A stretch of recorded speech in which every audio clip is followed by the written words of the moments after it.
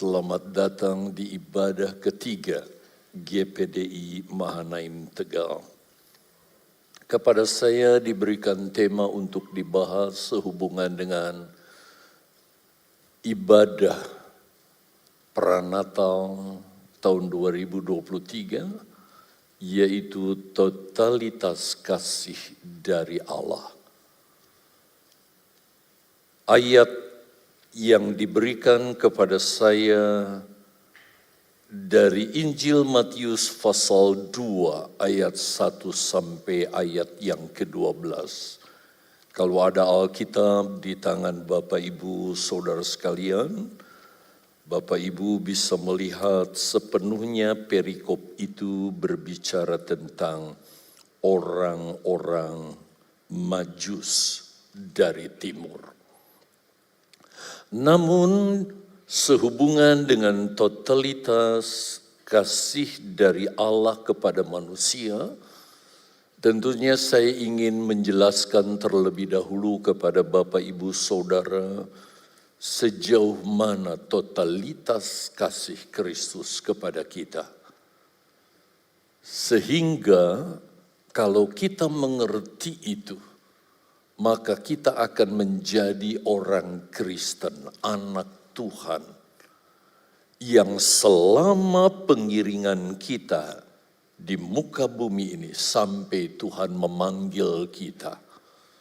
Atau bagi kita yang hidup di akhir zaman ini sampai Yesus datang kedua kali. Kita akan menunjukkan totalitas kehidupan seorang Kristen seperti yang Tuhan Yesus inginkan. Dari sekian banyak kisah Natal, saya merasa bahwa kisah tentang para Majus ini sangat baik untuk diangkat dan dijadikan contoh buat kita sekalian. Walaupun tidak mungkin kita selesaikan dalam satu sesi, yaitu ibadah Pranatal ini, tetapi nanti kita akan lanjut di perayaan Natal yang akan kita lakukan besok, di mana ibadah diadakan 2 kali, pagi jam 7, seharusnya ada ibadah kedua jam 10, tapi kita tiadakan, kita lanjut ibadah yang kedua perayaan Natal, yaitu pukul 5 sore, seperti yang kita adakan saat ini.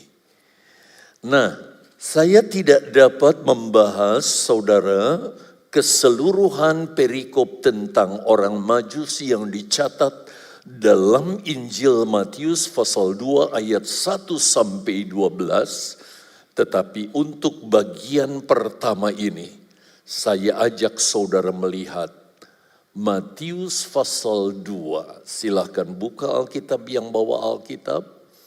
Tapi kalau saudara kebetulan gak bawa Alkitab, saudara bisa lihat di layar LED. Ayat 10 dan ayat yang ke-11. Demikian firman Allah, saya membacakan Matius pasal 2 ayat 10 dan 11. Ketika mereka melihat bintang itu, ketika para Majus melihat bintang yang ditunjukkan Allah kepada mereka, sangat bersukacitalah mereka. Maka masuklah mereka ke dalam rumah itu. Masuklah para Majus itu ke dalam rumah Maria dan Yusuf. Di mana Maria dan Yusuf tidak lagi tinggal di kandang. Tapi dikatakan di ayat ini, di rumah. Dan melihat anak itu bersama Maria ibunya. Melihat Yesus bukan dalam wujud bayi lagi.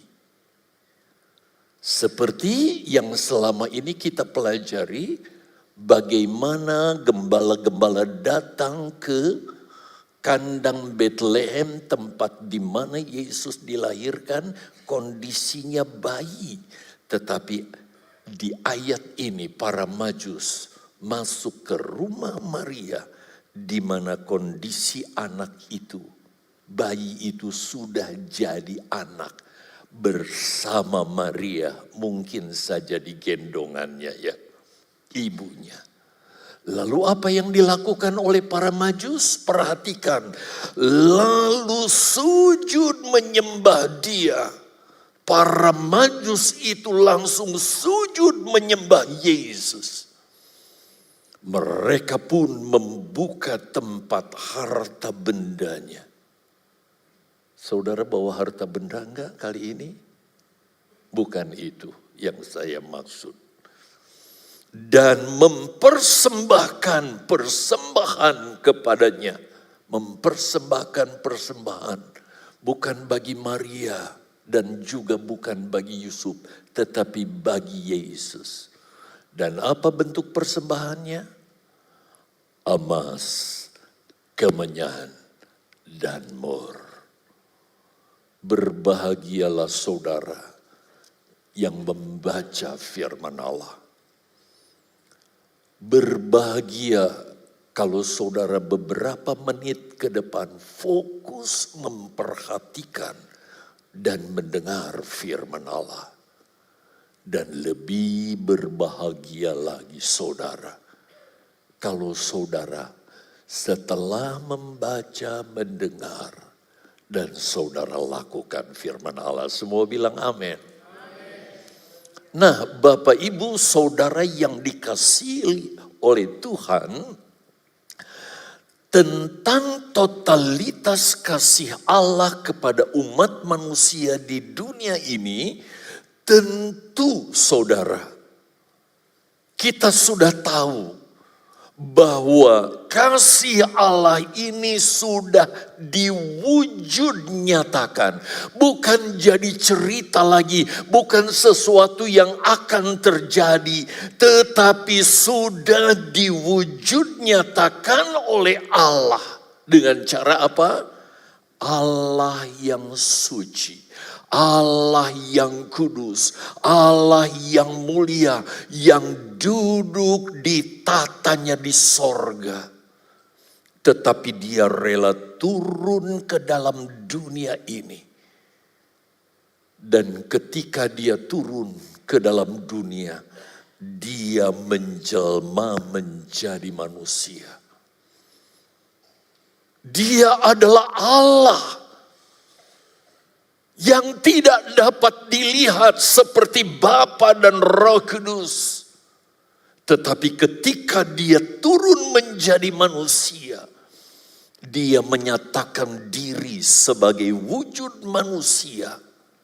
Agar manusia, dalam hal ini objeknya adalah saudara dan saya, yang seharusnya binasa di dalam dosa dan masuk ke dalam neraka yang kekal.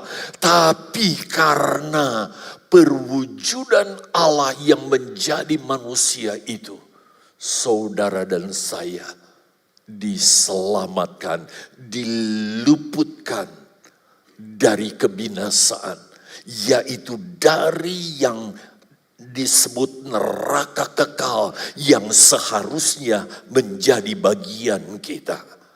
Bapak Ibu Saudara yang dikasihi oleh Tuhan, totalitas kasih Allah kepada manusia ini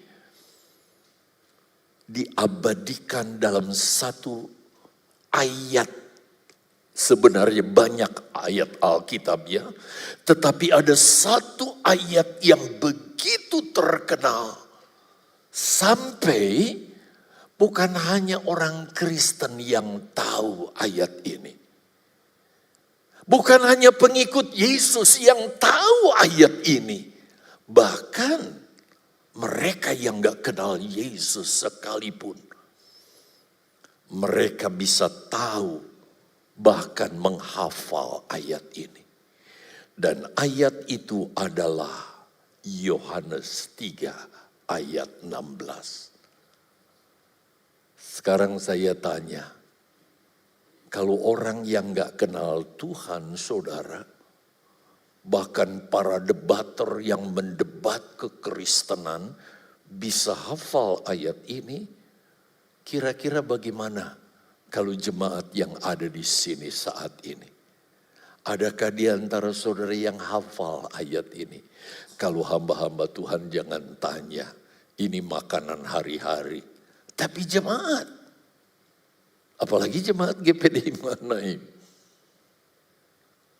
Baik, saya bacakan saja dan saudara menyimak ayat ini. Yohanes 3 ayat 16. Karena begitu besar kasih Allah akan dunia ini. Yang dimaksud akan dunia ini adalah penduduknya, yaitu manusia. Kasih Allah yang begitu besar kepada manusia. Sehingga ia telah mengaruniakan anaknya yang tunggal. Bapa di sorga mengaruniakan Yesus yang satu-satunya yang dia miliki. Sebab itu dipakai kata tunggal di sini. Supaya setiap orang yang percaya kepadanya, supaya kita semua yang mempercayai Yesus bahwa dia adalah Tuhan, maka orang tersebut, apa kata firman Allah? Tidak binasa, melainkan beroleh hidup yang kekal. Ayat ini sampai dikenal oleh orang yang gak kenal Yesus, yang gak percaya kepada Yesus. Dan seperti tadi pagi saya katakan dalam debater yang seringkali ada saudara ditayangkan di YouTube. Seringkali tetangga kita, saudara, mempertanyakan, kenapa kok Allah harus jadi manusia di dalam wujud Yesus? Dijawablah untuk menyelamatkan manusia. Kenapa Allah menyelamatkan manusia? Bukankah Allah Maha Kuasa? Dan kenapa sampai harus jadi manusia? Bukanlah dengan kekuasaannya Allah bisa menyelamatkan manusia dari dosa? Mereka enggak mengerti konsep Allah. Yang sebenarnya sudah ditulis, dicatat di dalam firman Allah. Yang mengatakan, dengar, upah dosa adalah maut. Maut di sini bukan cuma sekedar mati, tetapi manusia akan hidup di dalam kekekalan, tapi di dalam maut, yaitu siksa neraka yang kekal untuk selama-lamanya, karena neraka tidak akan pernah berhenti. Itulah upah yang akan dialami oleh setiap orang yang berdosa. Siapa di sini yang berani angkat tangan dan berkata, saya sejak lahir sampai sekarang gak pernah berbuat dosa? Saya gak berani. Sebab saya sadar saya sudah berbuat dosa.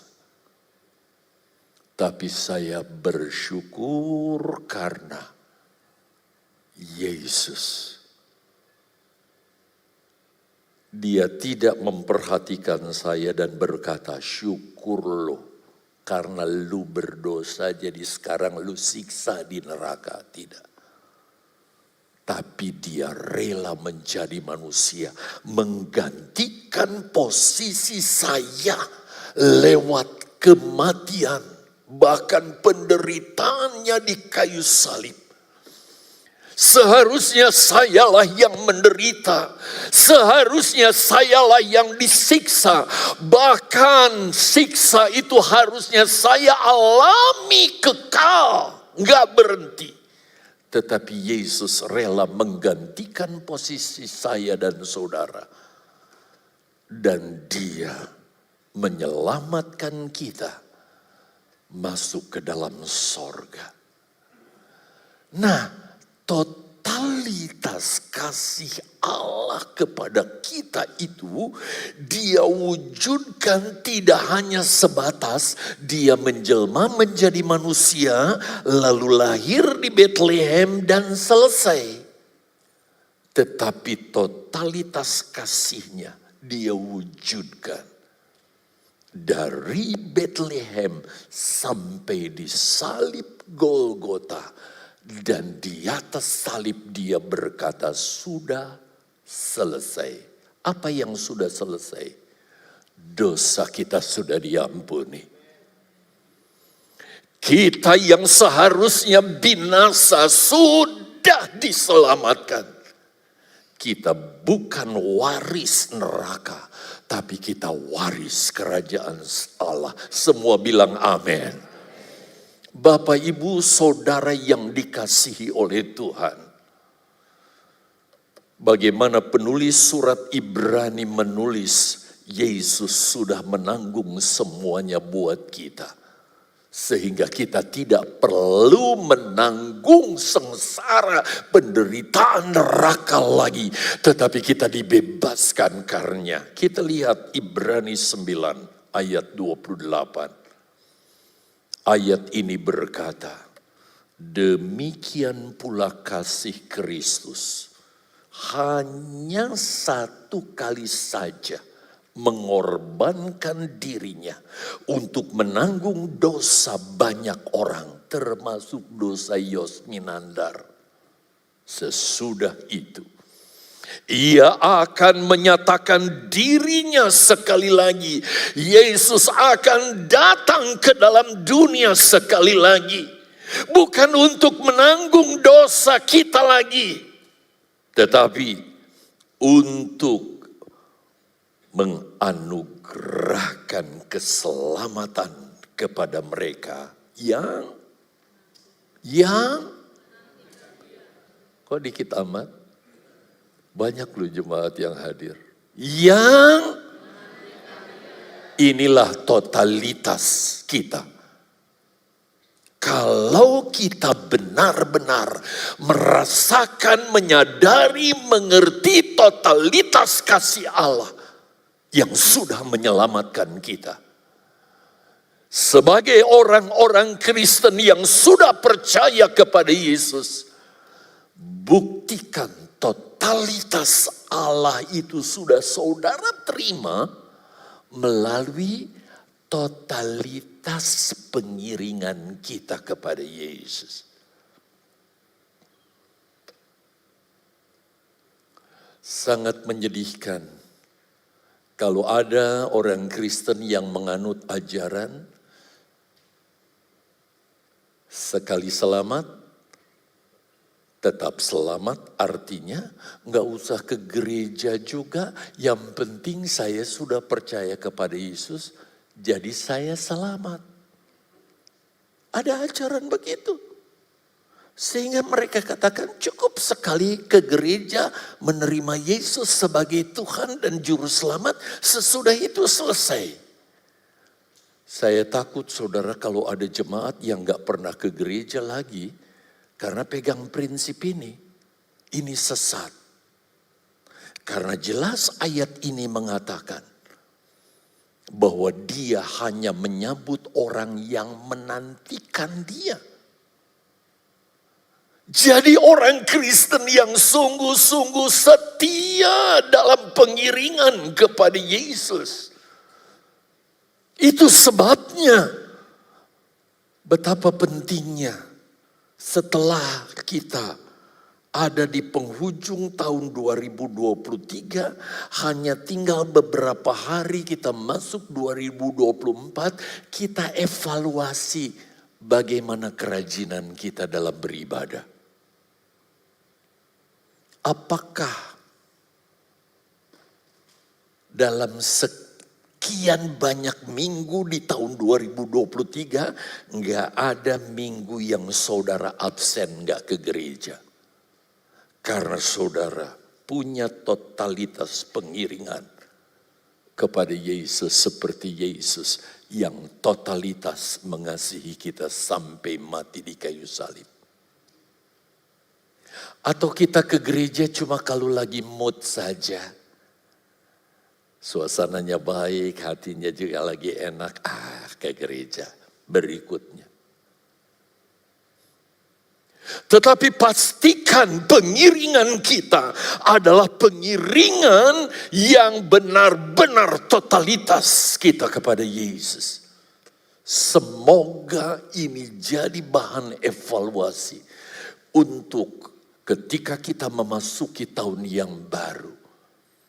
Pengiringan kita bukan lagi asal-asalan. Kekristenan kita bukan lagi asal-asalan, tetapi kita menjadi orang Kristen yang benar-benar totalitas dalam pengiringan kita kepada Yesus. Bapak Ibu, dari sekian banyak kisah Natal, saya renung-renungkan mana yang saya bisa angkat dan jadikan contoh.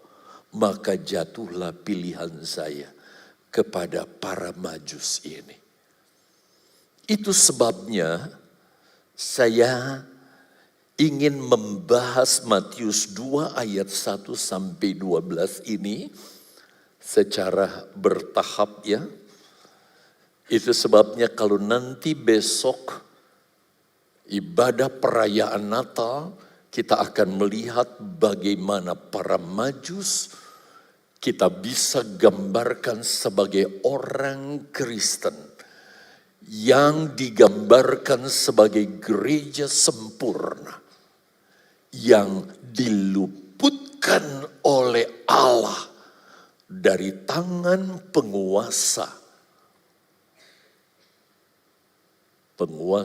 dunia di akhir zaman yang tanda-tanda kehadirannya sudah mulai nyata. Dan gelarnya semua umumnya pada tahu siapa dia? Dialah Antikris. Gereja yang sempurna akan diluputkan dari itu. Nah, saya ingin mengangkat kembali cuplikan dari ayat yang sudah kita baca.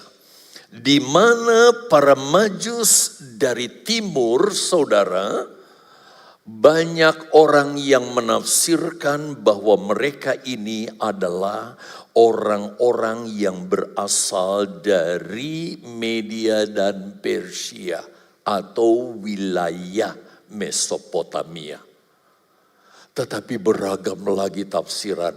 Ada yang mengatakan mungkin dari India, bahkan RRC, saudara. Tetapi firman Allah mengatakan bahwa dia dari timur, dari benua timur. Jadi coba kita akan perhatikan bagaimana, coba lihat saudara. Beberapa hal tentang orang Majus ini. Saya tunggu sampai muncul ini. Bagaimana iman, pengiringan, kesetiaan, korban, pengabdian, penyembahan para Majus kepada Tuhan Yesus Kristus yang juga seharusnya ada di dalam diri kita. Sehingga kalau kita sebentar membahas orang Majus, saudara, kita seperti berkaca, apakah kita sudah jadi orang Kristen seperti yang Tuhan inginkan, yang nanti di akhir zaman akan diluputkan. Kalau orang Majus diluputkan dari Herodes, gereja yang sempurna akan diluputkan dari Antikris.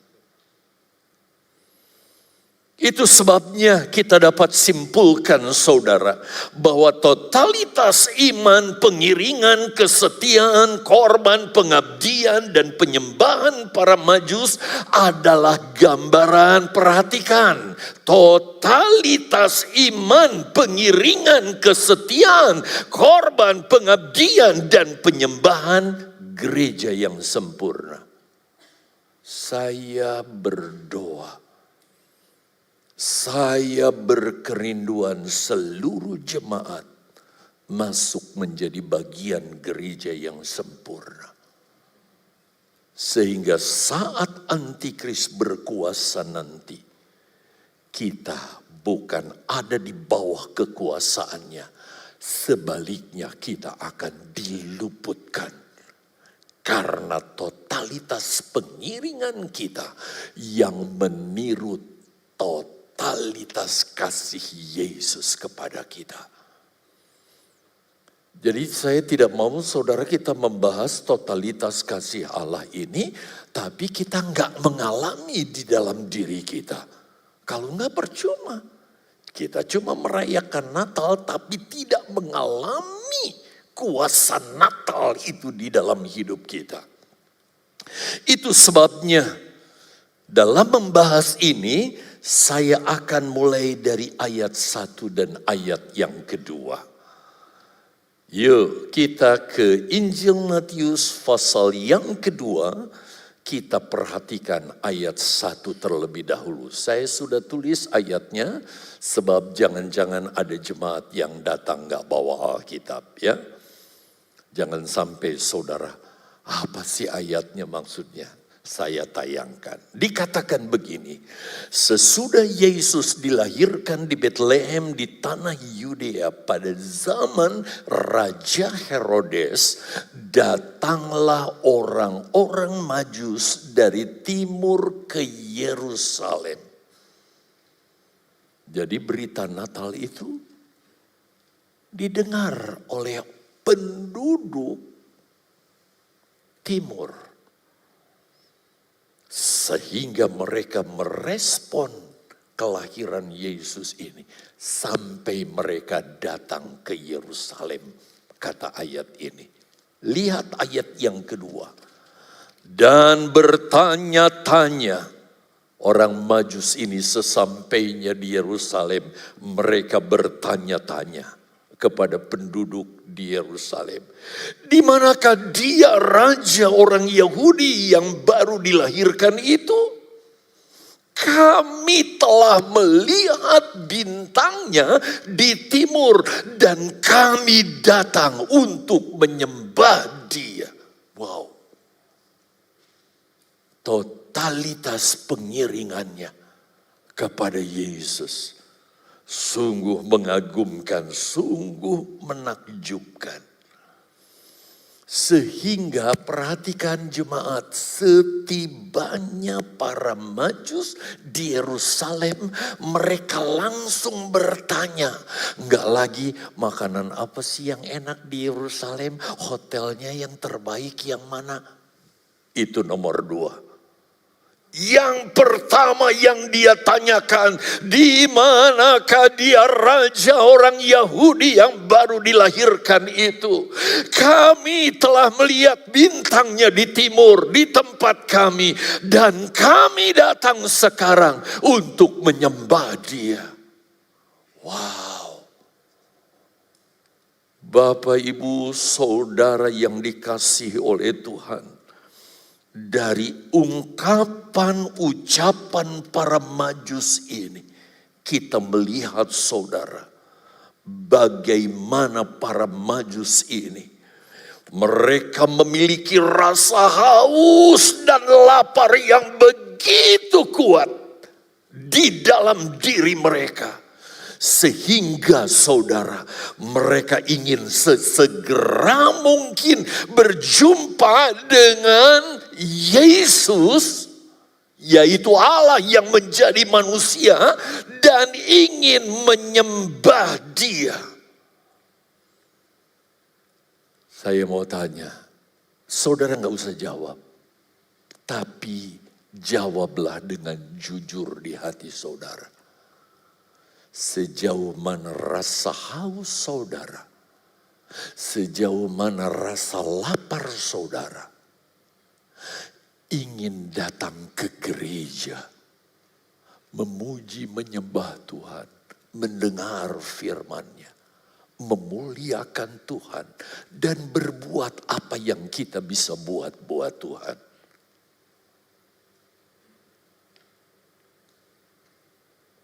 Tadi pagi saya katakan, kalau ada di antara saudara yang beribadahnya seminggu sekali, yaitu kalau tiap jam ibadah hari Minggu saja, sebab tidak sedikit ya, ibu-ibu, remaja, pemuda, bapak-bapak juga yang ibadah, baik di wadah, baik juga di komsel yang kami sebut dengan kemah, mereka ibadah. Tapi ada yang berpikir, Minggu, datang Senin, Selasa, Rebo, Kamis, Jumat, Sabtu. Pak, besok Minggu Pak. Aduh, Minggu lagi. Males deh gua ke gereja. Ada yang merasa begitu? Tidak dengan Majus.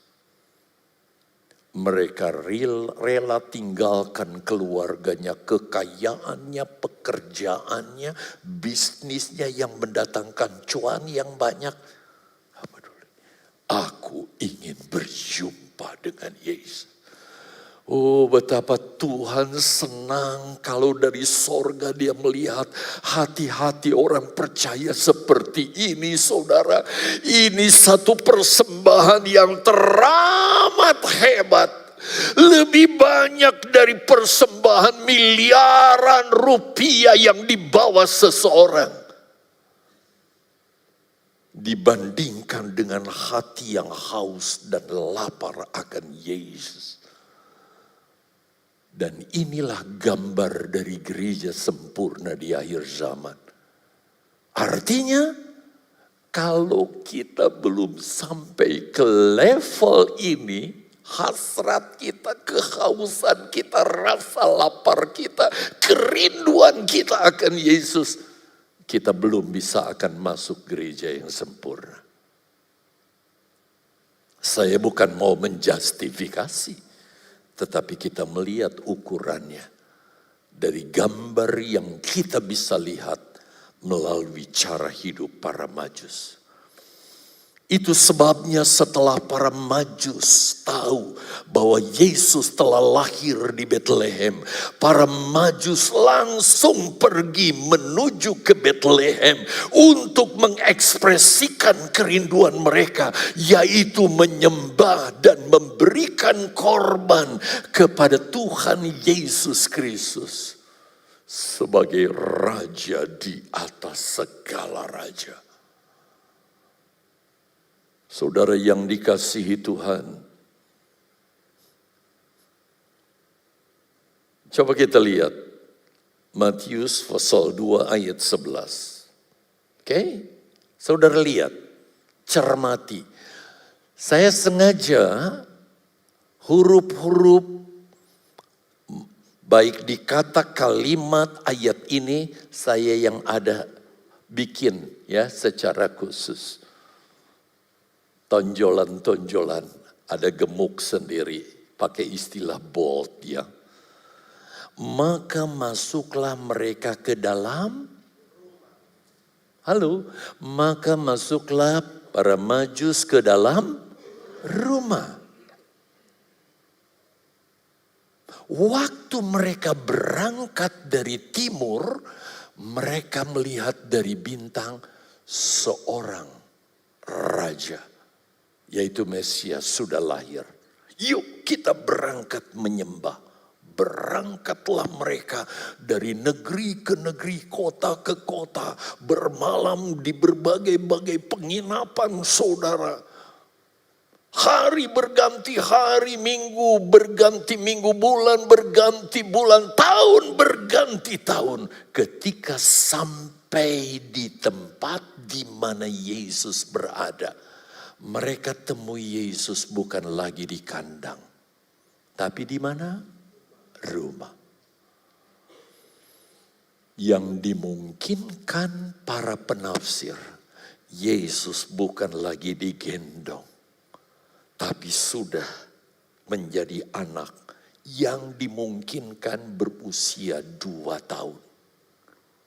Saudara bisa bayangkan perjalanan orang Majus yang dengan rasa haus dan lapar untuk menyembah Yesus, mereka berkorban waktu begitu rupa, mereka berkorban tenaga begitu rupa, mereka berkorban dana begitu rupa, mereka tinggalkan semuanya untuk mengikut Yesus sampai berjumpa dengan Yesus dan menyembah Yesus. Itu sebabnya ketika mereka melihat anak itu bukan lagi bayi, tapi sudah jadi anak, sudah besar. Bersama Maria ibunya, lalu sujud menyembah Dia. Mereka pun membuka tempat harta bendanya dan mempersembahkan persembahan kepadanya, yaitu emas, kemenyan, dan mur. Wow, Bapak Ibu. Satu hal yang sangat luar biasa. Ketika para Majus itu berjumpa dengan Yesus, mereka tidak menjumpai Yesus berbaring lagi di kandang seperti para gembala ketika dapat berita dari malaikat menjumpai Yesus di kandang.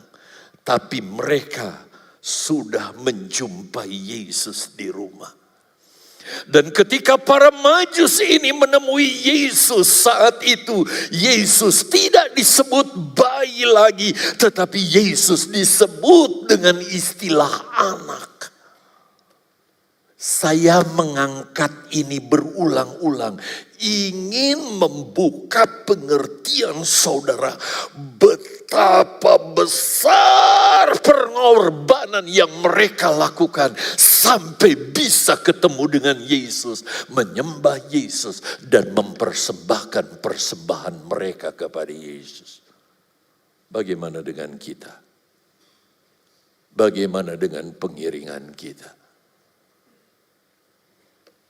Yesus menantikan gerejanya yang totalitas dalam pengiringan dan kasihnya kepada Yesus, sehingga disebut sebagai gereja yang sempurna.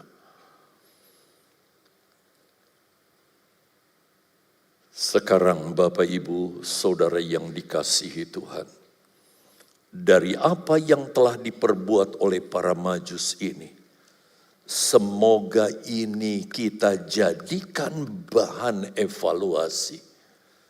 Saya nggak mau mengiring Tuhan asal-asalan lagi di tahun 2024. Bahkan dari sisa waktu seminggu ke depan, biarlah kita benar-benar mengisi kekristenan kita, menjalani kekristenan kita, bukan asal-asalan lagi. Jangan saudara berkata saya masih remaja, masih muda, waktu saya masih banyak. Saudara, tidak ada seorang pun bisa tahu kapan hidupnya berakhir. Bisa saja orang yang kita nggak sangka, justru mereka hidup terus sampai Yesus datang kedua kali. Justru ada yang usia remaja, tahu-tahu dia sudah dipanggil Tuhan. Mending kalau dipanggil Tuhan dalam posisi siap. Tapi kalau dalam posisi tidak siap, sangat mengerikan. Sebab itu kita bersyukur kalau tema ini kita angkat. Dan kita diingatkan begitu rupa saudara. Saya ingin saudara lihat ini. Untuk mengevaluasi sejauh mana iman kita sampai saat ini. Sejauh mana pengiringan kita dalam kita berstatus sebagai mengikut Yesus. Sampai sejauh mana kesetiaan kita. Sejauh mana korban dan pengabdian kita, bagaimana ibadah kita, bagaimana penyembahan kita.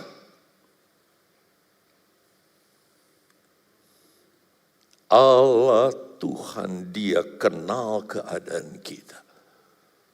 Dan saya berharap ibadah Natal sekarang ini sebagai ibadah dua terakhir. Sebab kita masih akan ibadah sekali lagi di minggu terakhir tahun 2023. Ini bukan minggu terakhir, dua terakhir.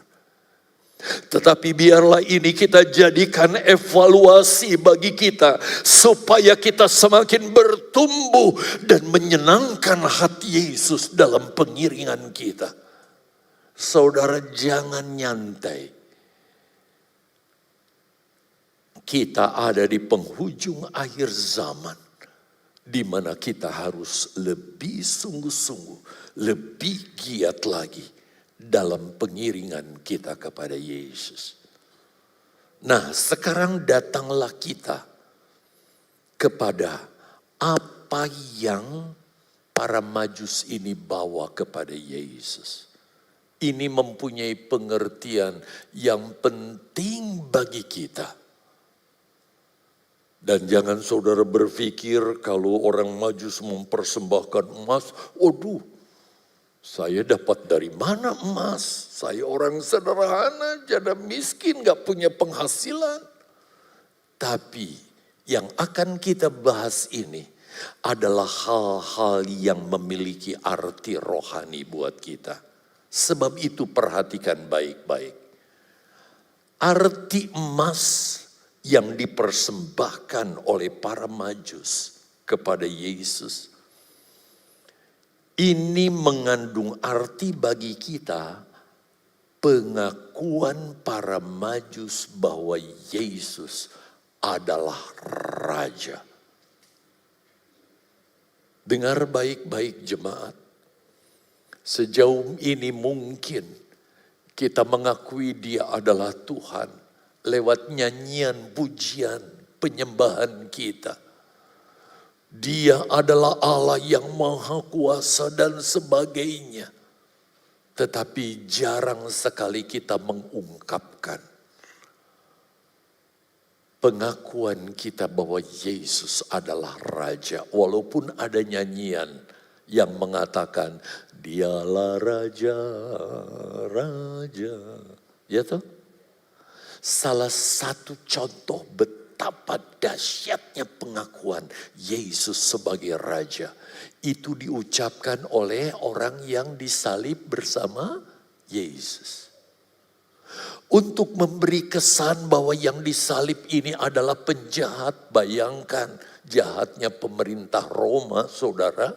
Mereka menyalibkan Yesus dengan dua orang penyamun. Sehingga semua orang, apalagi kalau zaman sekarang ya, difoto begitu. Yang Yesus, di mana Yesus disalib bersama dua orang penyamun. Tujuannya apa? Supaya kesannya bahwa Yesus itu penjahat. Jadi layak dia disalib. Tetapi dua penjahat yang disalib bersama Yesus pada awalnya, mereka mencaci Yesus, menghina Yesus begitu rupa. Tapi salah seorang di antaranya, lama-lama dia menyadari dari sikap Yesus selama dia menderita disalib. Dia tidak menunjukkan sikap yang arogan, yang mencaci maki karena merasa diri tidak bersalah, sama sekali tidak. Justru ungkapan berkat yang keluar dari mulutnya. Sampai akhirnya salah satu dari orang yang disalib itu mulai menyadari orang ini lain. Timbul iman di dalam dirinya. Dan imannya itu adalah pengakuan Yesus sebagai Mesias. Apa yang dia ucapkan? Yesus, ingatlah kepadaku. Ya mungkin kalau diperagakan saudara sambil tangannya rentang dalam menderita gitu. Dia ungkapkan perasaannya saudara, imannya itu. dari mulut yang keluar dari hatinya. Ingatlah kepadaku kalau engkau datang sebagai raja. Apa jawab Yesus? Hari ini engkau bersama dengan aku di Firdaus. Saya sudah jelaskan kepada jemaat, raja itu adalah pengakuan bahwa Yesus sebagai raja di atas segala raja. Dialah Tuhan di atas segala Tuhan. Yang kedua, Yesus adalah pengantara, imam antara manusia dengan Allah lewat kematian. Dan dia adalah sumber firman. Itu sebabnya dia adalah firman yang menjadi manusia, yang disebut sebagai nabi. Karena iman yang muncul dari penjahat ini, langsung Yesus katakan, hari ini engkau bersama aku di Firdaus. Itu sebabnya kita lihat saudara, emas yang dipersembahkan oleh para majus ini mengandung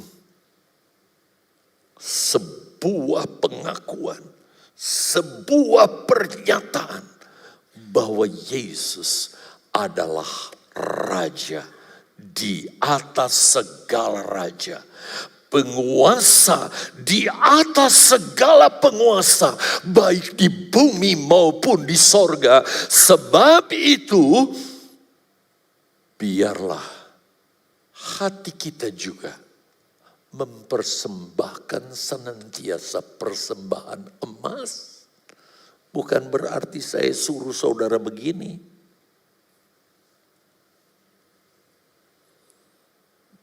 Tetapi ketika kita memuji, memuliakan Dia, keluar dari hati kita, lewat mulut kita, pengakuan Dialah Raja di atas segala raja. Itulah salah satu tanda orang yang diselamatkan. Dan gereja sempurna, salah satu diantaranya dari mulutnya keluar ungkapan ini.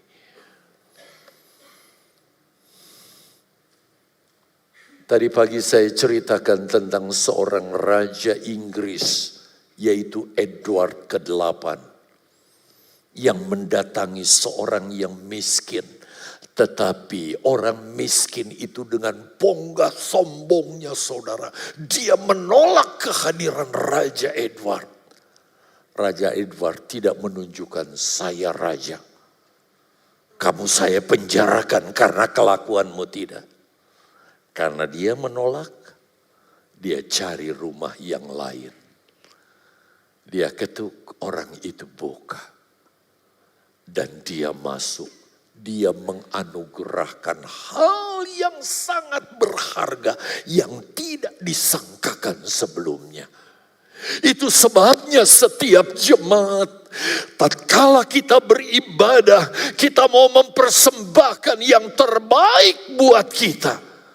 Dan biarlah ini jadi gaya hidup kita. Sehingga bukan saja kita ketika beribadah, kita menghargai Dia sebagai raja. Tetapi dimanapun kita berada, suasana apapun keadaan kita, kita menempatkan Dia yang tertinggi dari segala-galanya. Kita tempatkan Dia yang terutama dari segala-galanya dalam kehidupan kita. Yang kedua, saya berharap ketika penyembahan sebentar, ungkapan ini pun mulai keluar dari mulut kita. Dan biarlah ini jadi kebiasaan kita, memuliakan Dia sebagai Raja kita yang mulia. Dan di hadapan Tuhan itu seperti emas yang begitu mulia yang kita persembahkan. Yang kedua, kemenyan. Kemenyan adalah persembahan berupa pengakuan bahwa Yesus adalah imam agung kita dalam hidup kita. Biarlah saudara menyadari bahwa tanpa Yesus tidak mungkin kita bisa, saudara, kontak dengan sorga. Biarlah kesadaran ini selalu ada di dalam diri kita, bahwa tanpa pengorbanan Yesus bagi kita di atas kayu salib, tidak mungkin kita bisa masuk ke dalam kerajaan Allah. Sebab itu kalau ada tamu yang hadir untuk pertama kalinya di GPDI Mahanaim, saudara tahu biasanya gereja mengadakan perjamuan Tuhan dalam 1 bulan itu 1 kali di minggu pertama. Tetapi beda dengan Mahanaim. Saudara bukan hanya menikmati perjamuan Tuhan 1 bulan 1 kali di minggu pertama. Minggu ketiga pun kami adakan perjamuan Tuhan dan gak kurang bobotnya dari minggu pertama. Kenapa? Kami ingin membangun kesadaran jemaat bahwa kita membutuhkan Yesus yang menjadi pengantara bagi kita, yang memungkinkan kita bisa masuk ke dalam sorga. Karena tanpa Dia, kita tidak bisa berbuat apa-apa. Sangat menyedihkan sekali. Udah sebulan cuma 1 kali, mereka adakan juga tanpa kesungguhan. Angkat roti, angkat. Mari makan, makan. Tapi tanpa pengertian. Tapi di sini, saudara akan terus diingatkan. Jangan makan roti seperti makanan biasa. Jangan minum anggur seperti saudara minum minuman biasa. Tetapi pandanglah kepada Yesus. Kita terus diingatkan betapa berharganya Dia bagi kita. Dan ini persembahan yang Yesus inginkan. Senantiasa kesadaran ini ada di dalam diri kita. Sehingga dimanapun kita berada ketika kita ingat ini, kita nggak bisa menahan air mata kita. Yesus, tanpa Engkau aku binasa. Persembahkanlah ini sebagai persembahan yang wajib kita berikan kepada Dia. Di zaman Taurat, saudara,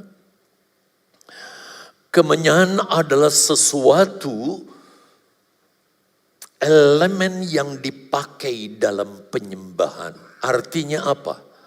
Kalau kita tidak menyembah Allah karena alasan tidak bisa, apalagi tidak mau menyembah Allah, dalam pengertian seperti yang saya sudah jelaskan, maka kita bukanlah orang-orang yang totalitas dalam pengiringan kita kepada Yesus. Sebab itu saya mohon saudara, robah cara pikir kita. Robah cara penyembahan kita.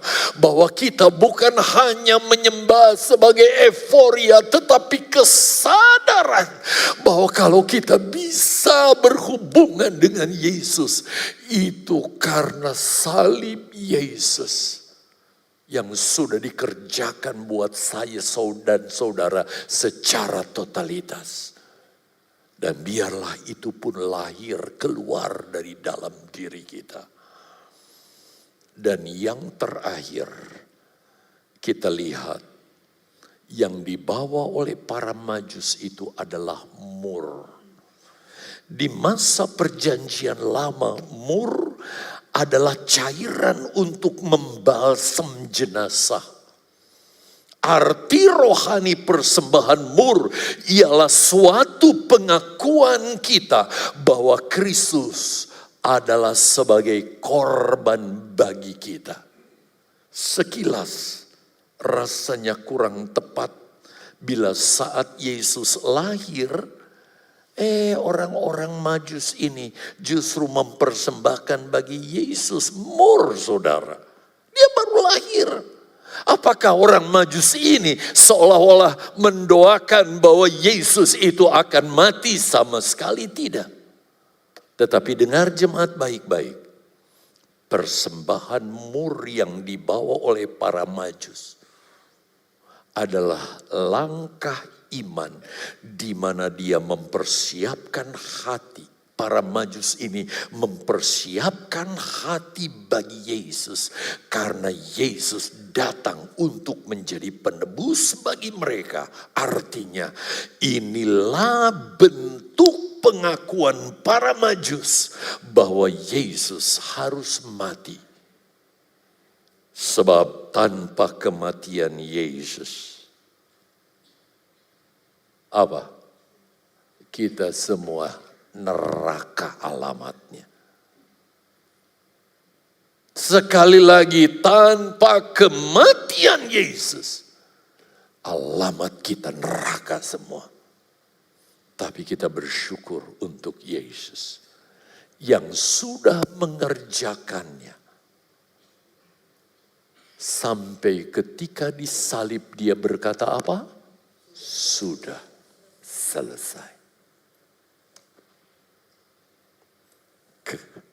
Kematian, neraka bukan masalah lagi buat kita. Karena Yesus sudah selesaikan. Itu sebabnya sebagai rasa syukur kita, kita mau menyembah dia dengan emas, kemenyan, dan mur. Jemaat Mahanaim harus terus berlatih ya dalam penyembahan kepada Tuhan. Saya tidak mau ada jemaat yang ketika menyembah semuanya dia manyun, saudara. Tapi hargai Yesus dan berikan kepada dia emas, kemenyan, dan mur sebagai rasa syukur kita.